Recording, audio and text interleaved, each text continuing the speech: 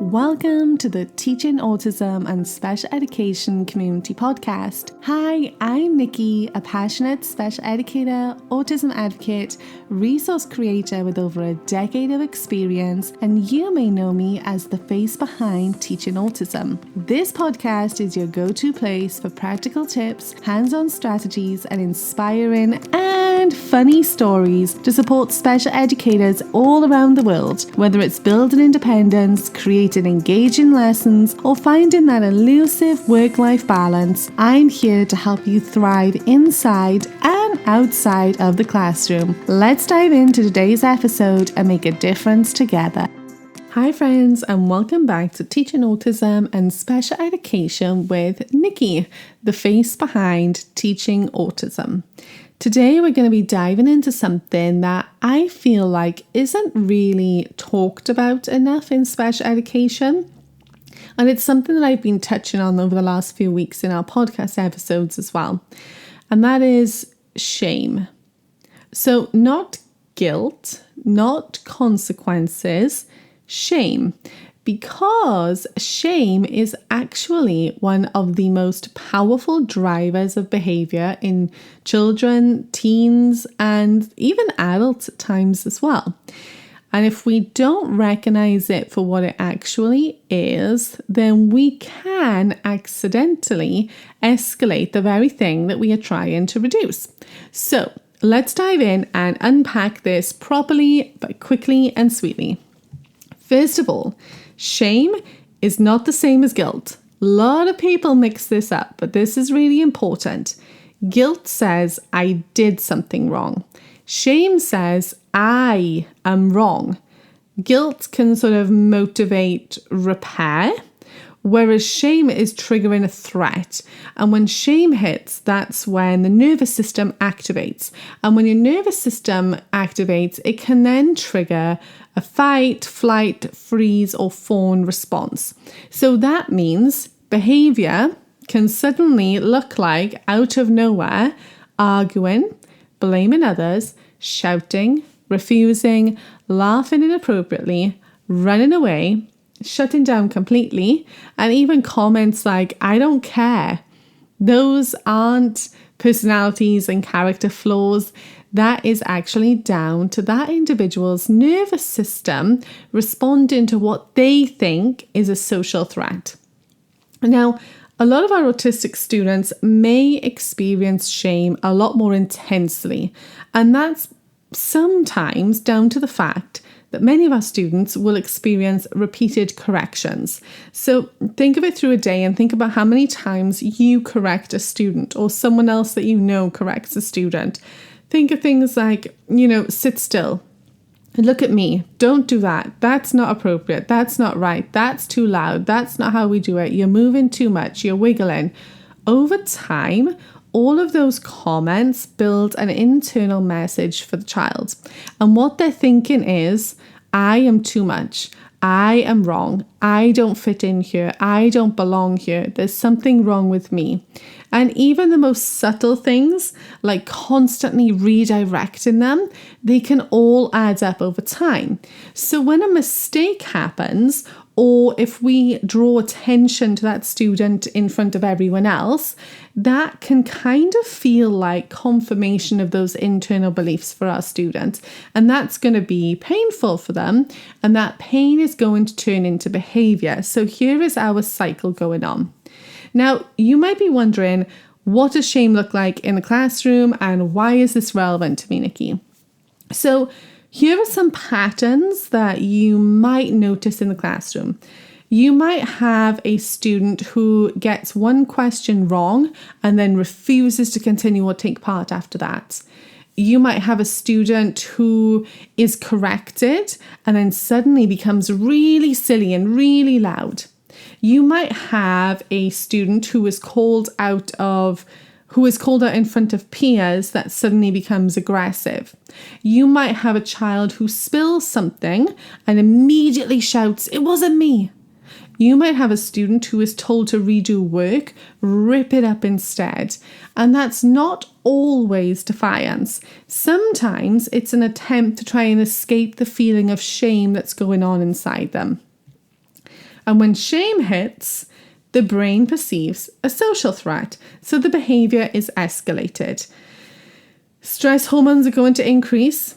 Logical thinking is going to drop. And at that point, the child is not thinking, what's the appropriate response here? What they're thinking is, get me out of this. And that might mean fighting back or running away or shutting down. It might mean blaming someone else. They may act silly to try and deflect the attention away from them. And that is because that feeling of shame is going to narrow their thinking. It's going to reduce all those problem-solving skills that they've been building, and it's going to increase that urgency of now. So what we need to remember is that when we respond with things like public correction or sarcasm or even visible disappointment, what we are unintentionally doing is stacking shame. And that shame then is going to potentially turn into bigger behaviors. So some common triggers of shame in school, because whenever I talk about this, a lot of teachers say that they don't really notice these things in the classroom and don't really see how it's relevant. But there's actually a lot of triggers of shame in school and within the classroom as well. So some of these include public correction, comparison to their peers, being laughed at, being told to redo their work in front of others, being praised in a way that feels really exposing, repeatedly hearing what they're doing wrong, being told you should know this by now, even eye rolls and sighs from adults. Tiny cues can matter, especially for our students who already feel different. Now, there are some ways that we can reduce this shame. Safety, predictability, a calm tone. If you're going to correct, I always say to do that privately and to use specific and neutral language. That's really important. So instead of sort of saying something like, why would you do that? Try and say, that didn't go how we expected. Should we fix it? And instead of, you should know better, try and say something like, that was really tricky. Would you like to figure it out together? Instead of publicly calling them out in front of everyone, try and move closer and speak quietly to them. Reduce the spotlight and try to contain all those things. Now, here's the thing. Reducing shame does not mean removing accountability. Your students still need boundaries. They still need to repair any harm. And they still need to learn skills.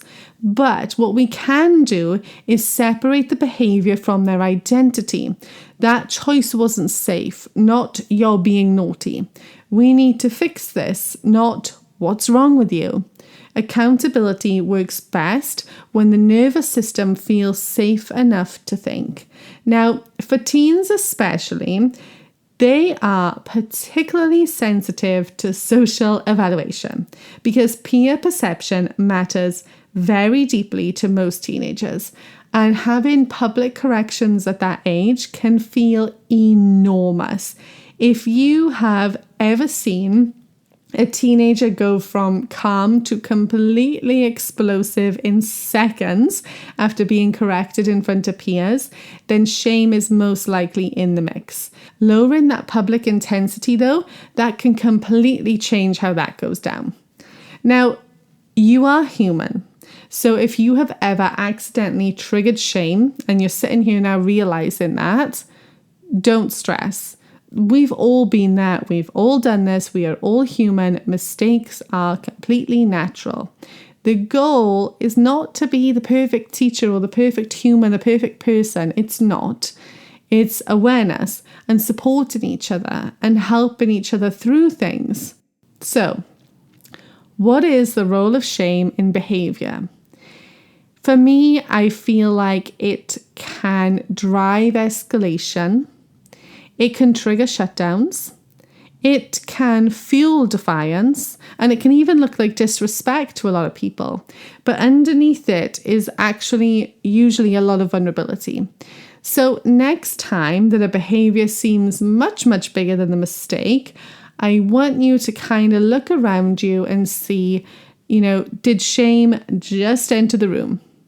Because if we can reduce that shame, You can get in there and reduce that escalation. You can make your classroom feel like a safe space, build resilience for your students, and make a much more positive experience for everyone involved who feels like they belong.